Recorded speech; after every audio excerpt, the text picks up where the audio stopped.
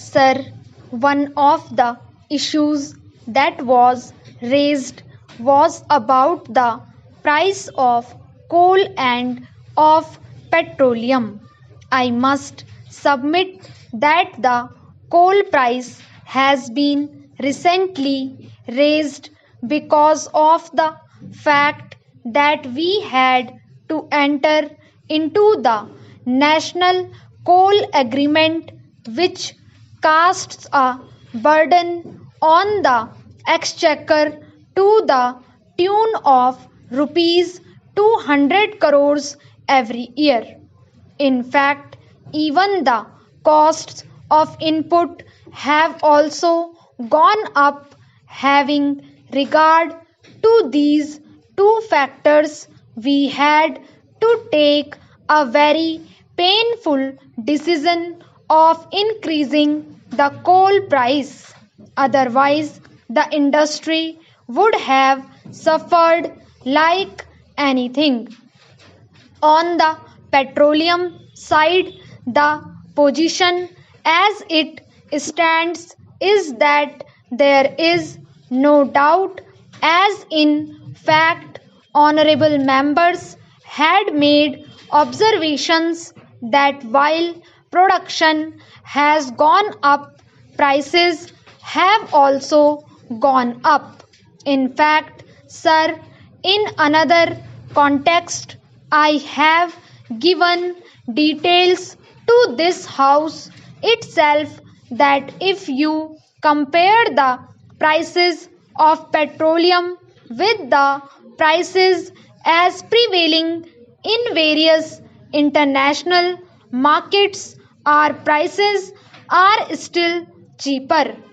At one time, when the House did want that we should reduce the prices, I had categorically said that whatever resources we build through this process, we plow back the money for the exploration and exploitation of oil. We thought that by using these resources in exploration activities, we should try to become self sufficient by the end of the decade, which hopefully we are expecting. And if we are not going to be self sufficient, we shall undoubtedly be in troubled waters, because we shall not be able to handle the economy in the proper perspective. Therefore, sometimes a little sufferance becomes absolutely necessary in order to have the long term gains. It would be very easy to take certain populist approaches in these masters, but in the long run, the nation suffers. And it is precisely in this background that I would take this opportunity to urge to the various state governments and the electricity boards not to divert the money that have been allotted to the power sector, because in many a case I am finding that the sheer popularity, various state governments and electricity boards are trying to divert the money allotted for power, which would in the long run affect the economy of the state itself. I defend the rise to set the economy on rails. Honorable members are aware last year I had introduced the dual policy in regard to kerosene after discussing with all the civil supplies commissioners of the states. And when I was assured that they would be able to implement the dual policy, I thought that the policy is such which could be taken care of, in which case the poorer sections of the society could be protected. But unfortunately, I found that the poorer sections were the first victims, as a result of which, within 1 month of the introduction of the dual policy, that scheme had to be withdrawn.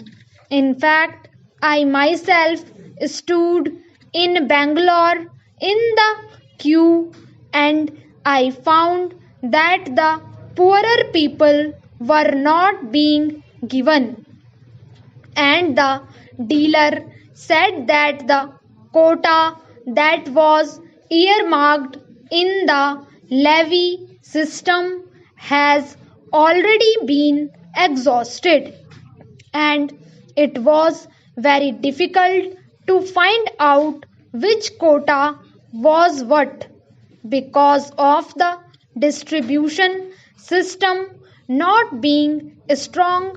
This step had to be taken.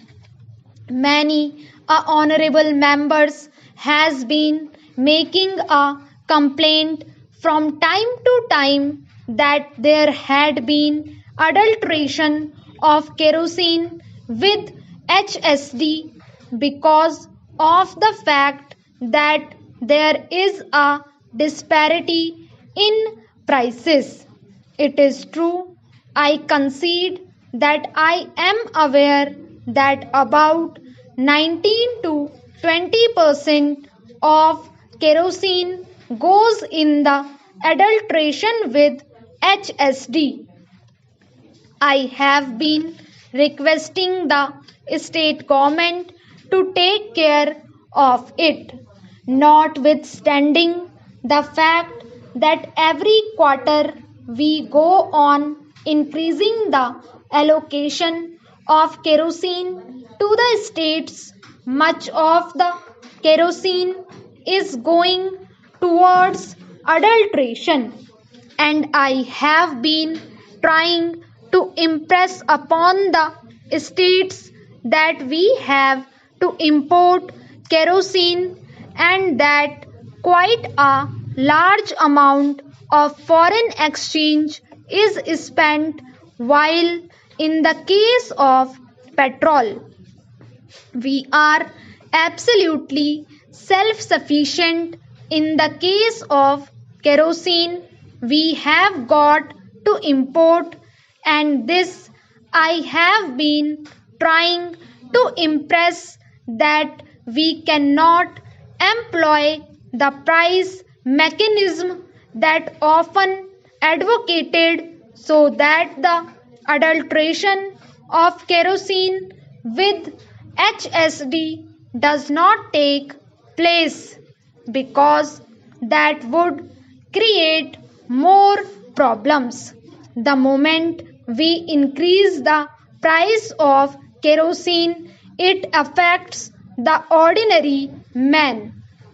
Maybe some people had been trying to tell me that this is no argument at all. In fact, I found in the other house that some of the opposition members had been trying to put across to me this view. It is a question of policy which we are committed to, whether one likes it or not. A policy decision has certain perspectives, and these perspectives we have sought to put forth for all are all round progress.